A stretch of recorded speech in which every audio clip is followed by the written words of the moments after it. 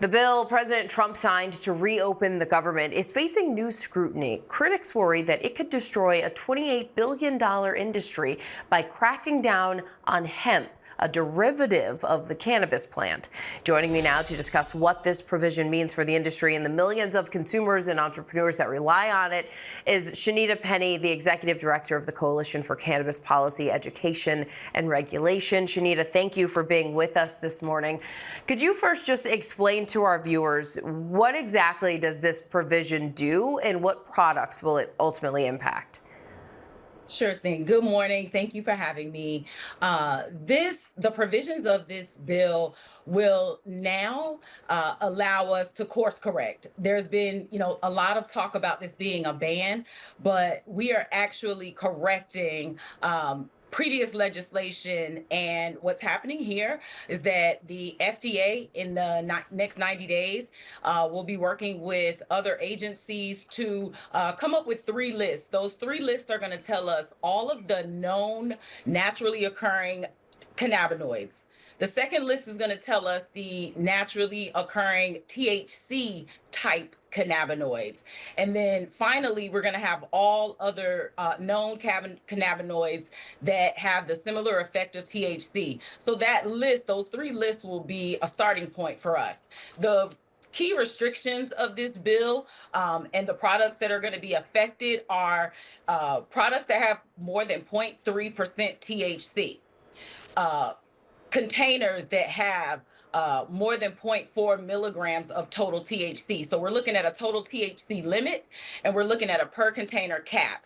And then finally, this legislation is going to ban synthetic cannabinoids. So right now, a lot of the drinks, gummies that are manufactured with those synthetic cannabinoids and with a total THC content greater than that 0.3%, those are the products that will be off shelves. And it's not going to happen overnight. Those are the products that will be off shelves when this goes into effect 365 days from President Trump signing the bill last week. So what's the rationale behind this provision in the government funding bill? Right. So originally, in the Farm Bill of 2018, it legalized hemp. Hemp was supposed to be less than 0.3% THC, but over the years, there have been a number of products that have come to market because of the loophole. This loophole is now being closed. We're course correcting. The original intent of the 2018 Farm Bill was never to have intoxicating products available to folks without age gating, without proper labeling, and without rigorous testing. So can you explain what rules were already in place at the federal and state level that were regulating these products? Right. So these products had been regulated at the state level. Over the last couple of years, we've heard lawmakers and other stakeholders urge the FDA to do something about these products. So across the country, depending on what state you're in, there are different regulations, and in some states, no regulations. There have been states that have banned this. So we are seeing a gap between federal policy and state policy, and that's what we're looking to close here.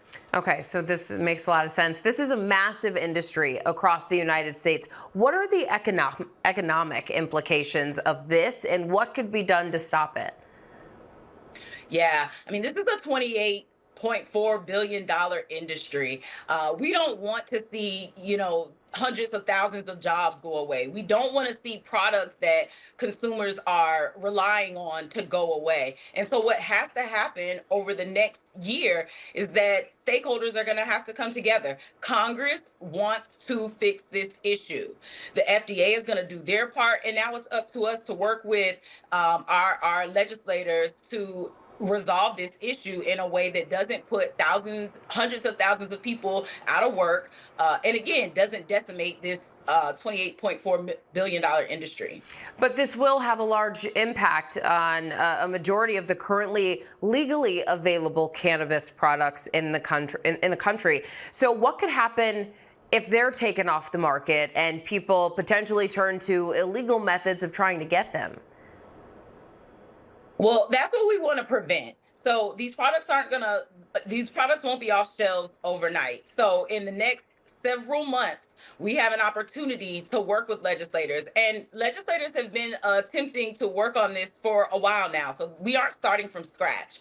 As a matter of fact, Senator Ted Cruz talked about the fact that this should be a states' rights issue. And we know that CPAIR did polling earlier this year, and 61% of voters think that legislation that allows states to regulate cannabis is a good thing. And so we should treat this the same way.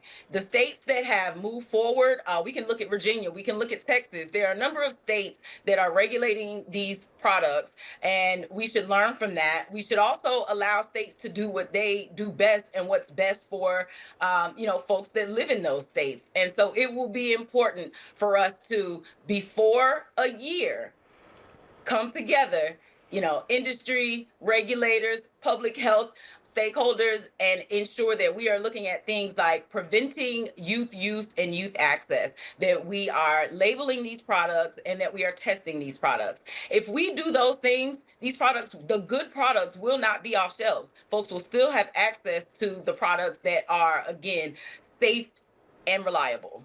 There just has to be a lot that happens in that 365 days. Shanita Penny, thank you so much for being with us. Thank you.